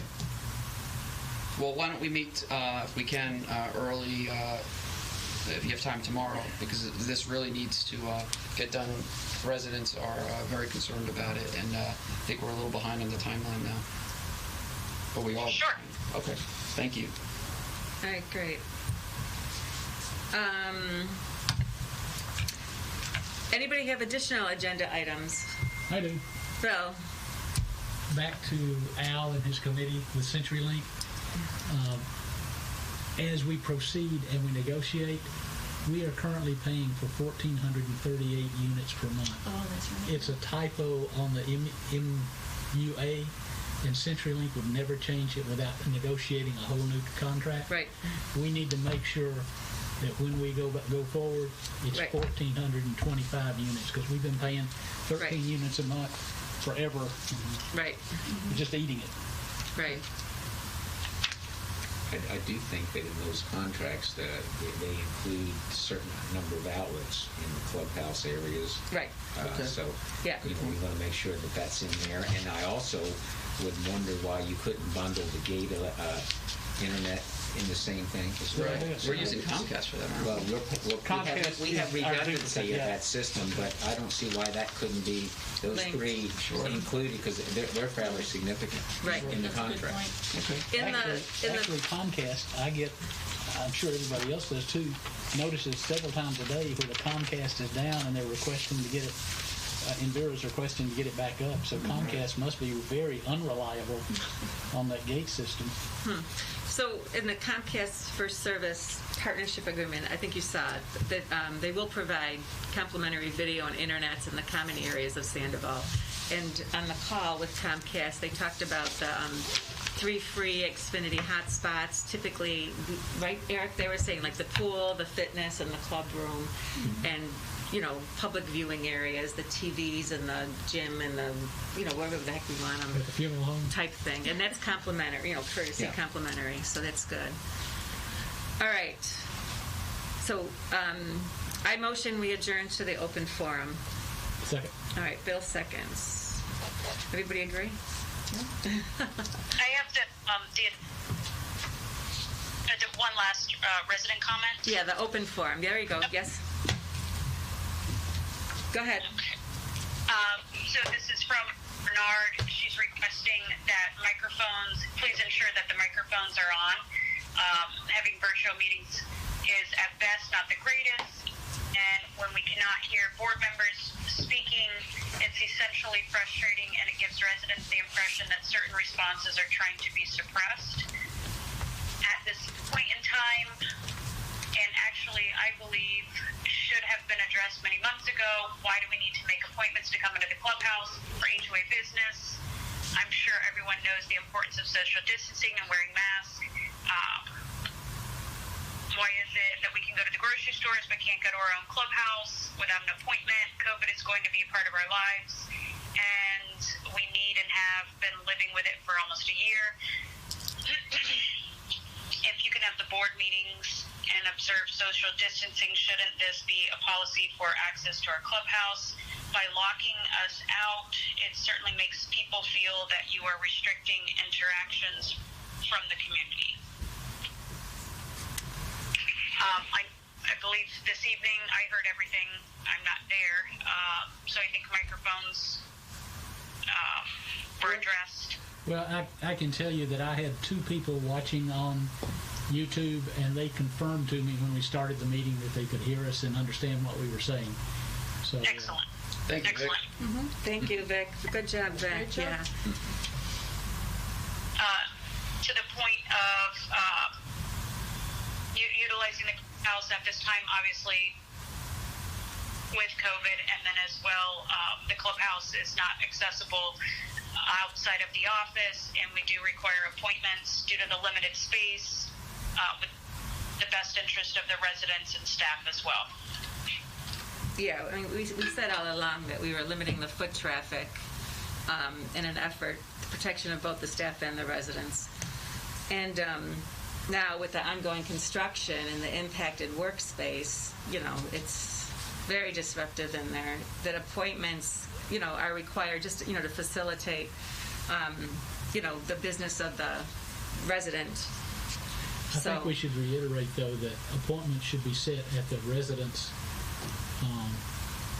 convenience, not staff's convenience. I think that's a lot of people are concerned that staff just isn't really receptive to, I need to get up there and get it done. Well, it's going to be 3 weeks before you can get it, No. We need to be customer service oriented. Absolutely. And the appointments were set up long before COVID. It was just to manage the workflow, that Monday, Wednesday, Friday were the decals and IDs. And that was just, carried over. But I just think we need to stress to everybody that we're customer service related. I second your thoughts on that. I Very much so. totally agree. I think the residents have the opinion that we're not. That we're not. They're not feeling warm and fuzzy about it. Yeah. I can give you an example. I had a gentleman that was tailgating me in the gate. So he had a headlight sticker. It wasn't working. So I said, well, follow me in and I'll take you over to the clubhouse. Well, I assumed that they would, when he walks in and I brought him in, that they would get him a new headlight sticker. They gave him an appointment. I mean, that's not customer service to me. Oh. I don't know. I mean, I heard from a resident that, again, the work hours, not the 9 to 5 doesn't work because they drop the kids off at school and they don't get home till 6. And I know Yamali stayed till 6:30 to assist this person to get a decal on a new car. And that's a good example of customer service. And the resident made a point of telling me how accommodating. So, yeah. So, Are you getting feedback at first service about any residents commenting on that particular subject? No. Okay, thank you. No, not at all. Okay. All right, so that was the only comment, my friend? Yes. All right. So I bid everybody a good night. All right. Thank you. Thank you.